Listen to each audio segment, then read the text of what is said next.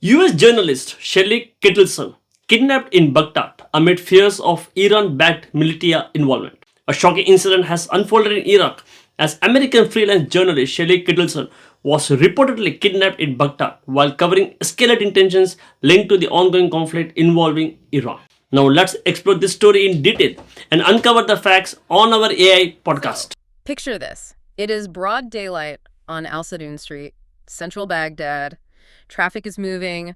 People are just, going about a completely typical Tuesday right near the famous Palestine Hotel. Right, a very busy area. Exactly. And then, in literally a matter of seconds, an American journalist is just snatched right off the pavement. Yes, Colin. Just like that.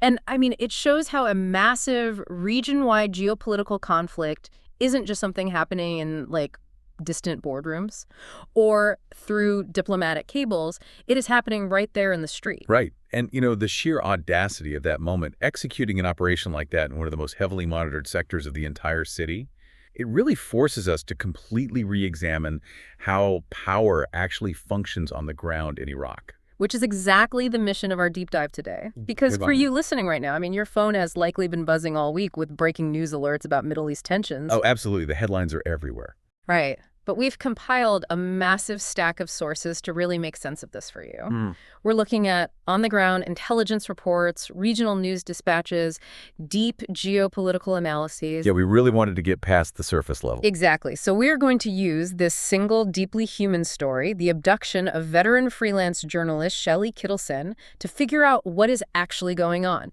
We are stripping away the generic headlines to look at, well, the tactical mechanics of the kidnapping, the specific regional crossfire she was investigating, and honestly, the shadowy militia networks that operate as this sort of ghost infrastructure beneath the Iraqi state. Because treating this as just, another random crime in a conflict zone completely misses the reality. Right. This specific abduction acts as a magnifying glass for the underlying mechanics of proxy warfare across the entire region. Okay, let's unpack this. Because if you look at the raw mechanics of a daylight abduction in a zone that is practically adjacent to the green zone, grabbing an American is basically suicide unless you already have the infrastructure in place to guarantee your escape. Highly risky, yes. Yeah, and according to the Iraqi Interior Ministry, 4 men in civilian clothing forcibly took Kittleson near her hotel. And, to the credit of the Iraqi security forces, they didn't just sit on this. They launched a citywide dragnet almost immediately. They did. The response from the state security apparatus was genuinely rapid. I mean, Baghdad is a labyrinth. You've got blast walls, surveillance cameras, sector checkpoints everywhere. It's locked down. Completely. So locking down a grid like that and initiating a pursuit, it requires significant real-time command and control coordination. And the crazy part is the security forces actually caught up to them. Or, well, at least they thought they did. Right, the chase. Yeah. The on-the-ground reporting describes this incredibly chaotic, high-speed police chase cutting right through the Baghdad traffic. Security forces intercept a suspect vehicle, and the pursuit gets so intense that the getaway car actually overturns while trying to take evasive action. A literal cinematic car crash. Exactly. Police swarm the vehicle. They manage to arrest one individual right there at the scene. But then comes the twist that just completely derails the narrative. Shelly Kittleson wasn't in the back of that car. Which is just, it instantly elevates our understanding of the perpetrator's sophistication. Yes. The authorities, who are operating alongside the U.S. State Department and the FBI, suddenly had to pivot their entire operation. They're desperately hunting for a second, totally unknown vehicle somewhere in eastern Baghdad. But hold on, I have to push back on the timeline here. If Iraqi security forces genuinely reacted fast enough to chase down that initial car, how did the actual kidnappers manage to successfully split the package, switch vehicles, and disappear? Doesn't that suggest they had a highly coordinated backup plan? It does. Because to me, that doesn't suggest a lucky escape at all. That suggests a highly coordinated tactical decoy plan. It's like an elaborate bank heist movie, right? Where you intentionally burn a decoy car to draw the police helicopters east, while the actual vault contents quietly roll away to the west. That is a highly accurate way to visualize it, actually. What's fascinating here is the level of institutional knowledge required to pull off that exact maneuver. What do you mean? Well, you cannot execute a split-car tactical decoy without intimately understanding the latency of the local police radio network. Oh, wow. So they knew the delay. Exactly. The perpetrators knew exactly how many minutes it would take for the initial distress call to translate into active checkpoint lockdowns. Right. They factored in the response time of the Iraqi rapid reaction units, and they deliberately served up a high-profile target. That decoy car, knowing the police pursuit doctrine, would instinctively swarm the most immediate visible threat. So the police did exactly what they were trained to do, and the kidnappers just, womenized that standard operating procedure against them. Precisely.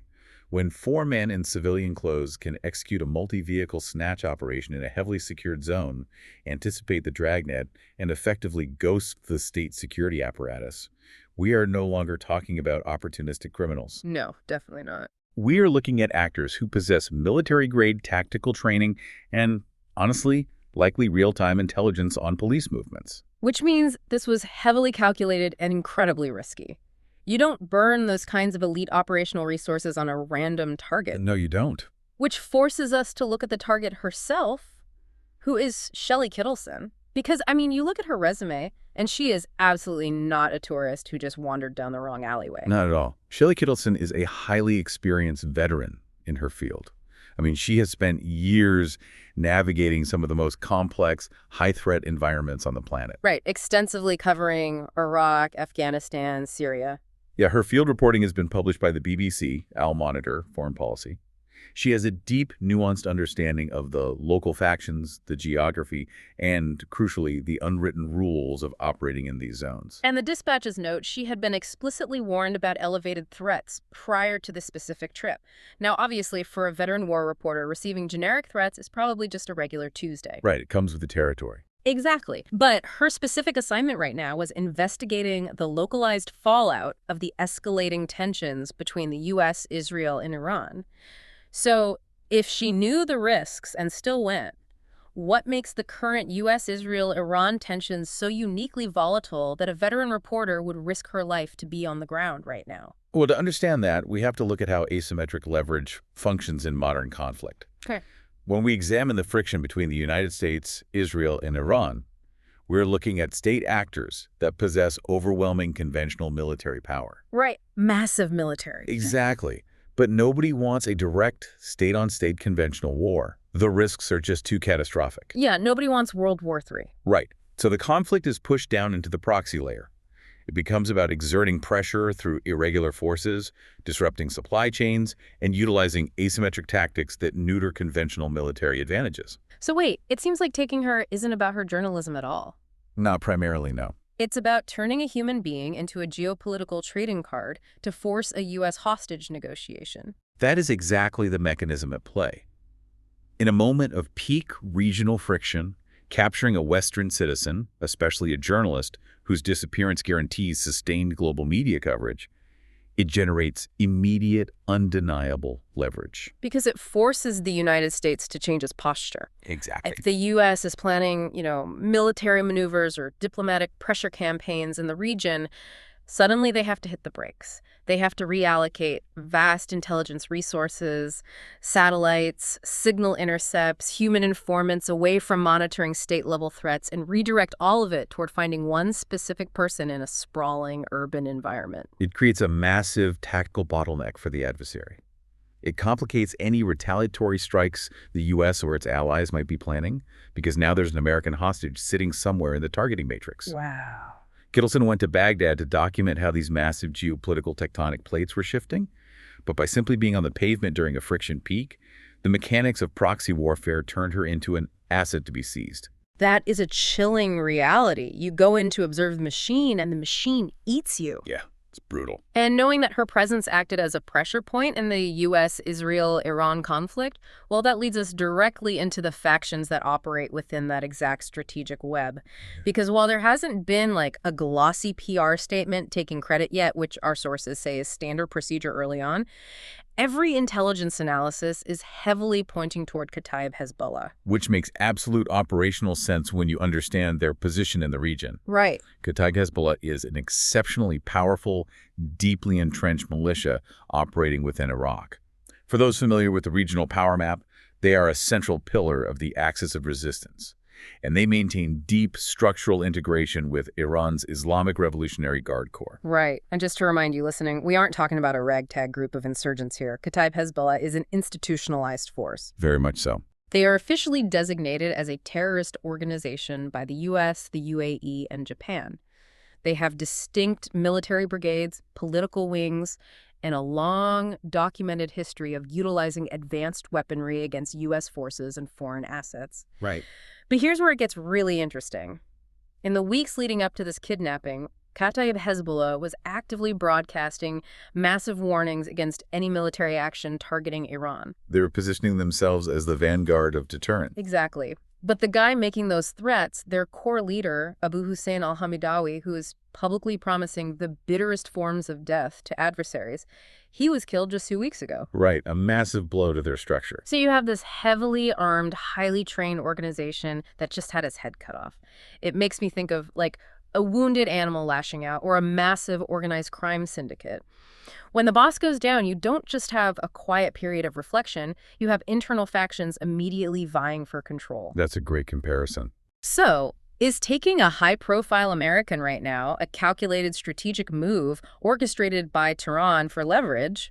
Or is this a localized, frantic power play by a fragmented syndicate trying to prove they still have teeth? Well, if we connect this to the bigger picture of how militant organizations function structurally, it is almost certainly a mechanism to prevent internal collapse. Really? Prevent collapse? Yes.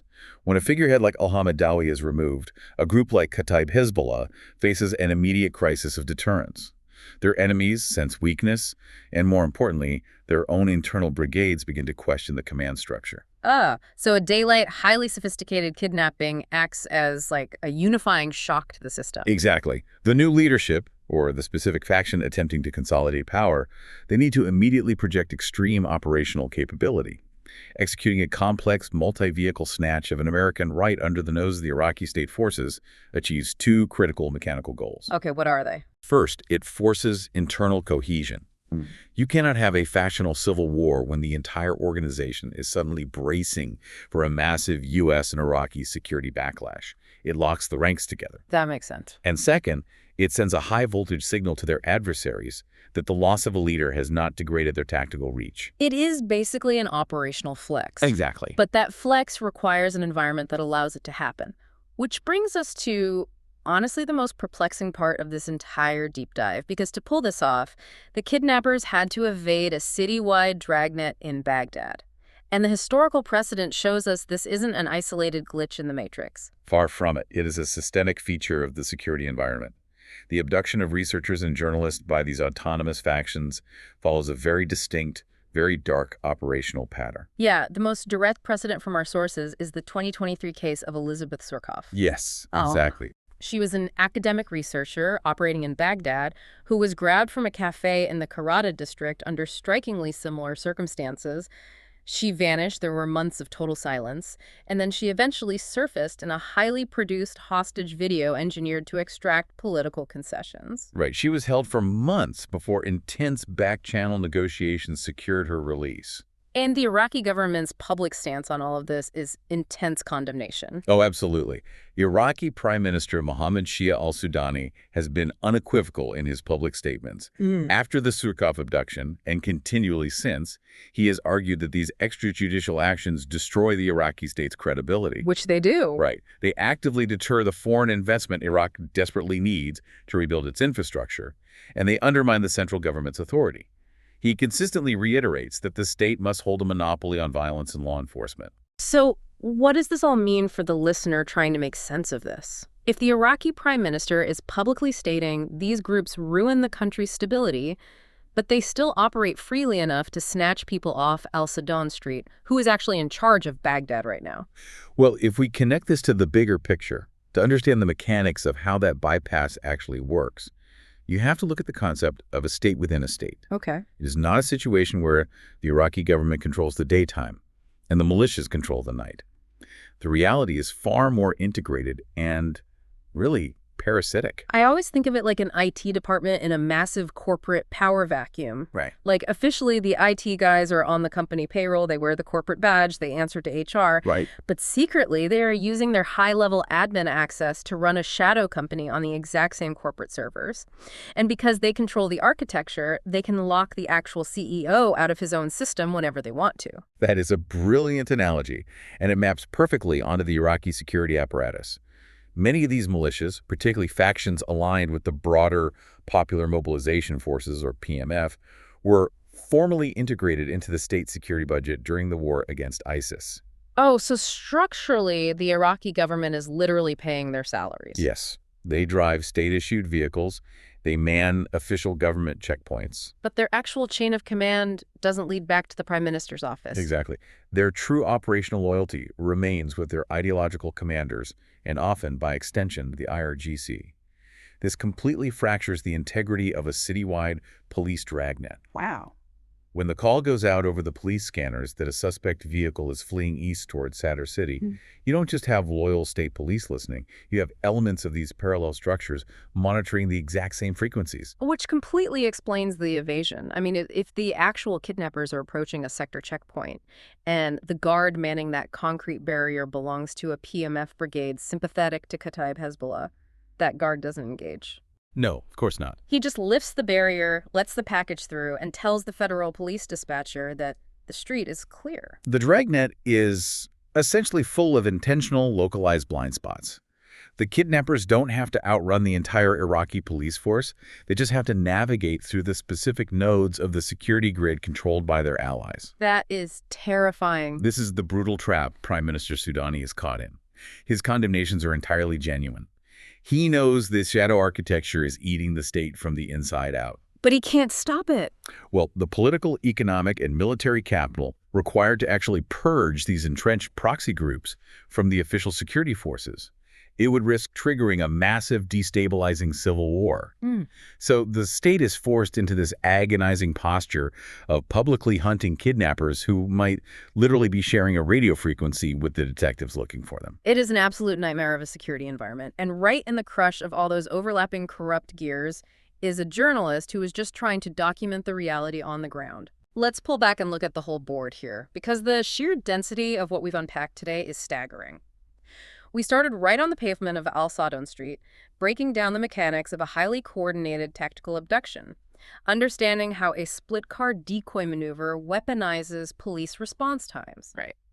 From there, we looked at how the massive geopolitical friction between the US, Israel, and Iran turns human beings into high-value asymmetric leverage. We mapped the internal power vacuum inside Kataib Hezbollah following the death of their leader, and how a kidnapping acts as an operational flex to maintain internal dominance. A very dangerous flex. And finally, we looked at the parasitic reality of a state within a state, where militias use the government's own infrastructure to bypass the law. And, while dissecting the mechanics of this environment is grim, it is vital to remember the immense active response occurring behind closed doors right now. Yeah, that's important to note. The FBI, specialized units within the U.S. State Department, and vetted elements of the Iraqi intelligence services are executing an aggressive, multi-layered recovery operation as we speak. The pressure matrix being applied to secure Kittleson's release is massive. Which is exactly why we do this. To you, the listener, thank you. Because when your phone lights up with another alert about conflict in the Middle East, it is incredibly easy to just swipe it away and succumb to information fatigue. Oh, totally. But by taking the time to truly understand the tactical and political machinery driving these events, you aren't just reading the news anymore. You are reading the forces creating the news. This raises an important question, though. A mechanical consequence of this entire environment that extends far beyond this single horrific event. What's up? Well, we've spent this deep dive analyzing how Shelly Kittleson's presence was weaponized into geopolitical leverage. Right. But her actual function, her reason for being there, was to act as an objective conduit for truth. If the security environment has deteriorated to the point where veteran, highly trained journalists can no longer operate on the ground without being fundamentally absorbed into the proxy conflict matrix, we are rapidly accelerating toward a complete information vacuum. Wow. Because the independent observers are systematically being removed from the board. Exactly. And if the only intelligence and reporting coming out of these critical global flashpoints eventually relies exclusively on sanitized state-sponsored feeds or, worse, tightly edited militia hostage videos, well, how does that mechanically distort our future understanding of conflict? If the raw, unfiltered truth of urban warfare becomes completely inaccessible to the outside world, how do we ever accurately mirror the reality of history as it happens? It essentially blinds the rest of the world. Because without people willing to stand on the pavement of Alcedon Street and tell us what they see, the reality of that typical Tuesday and the reality of everything that follows just completely fades into the dark. Stay curious, Okay, everyone. one question for you. What are the possible motives behind the kidnapping of Shelly Kittleson in Baghdad? And how might the involvement of Kataib Hezbollah impact regional tensions and international relations? Don't forget to comment it. Thanks.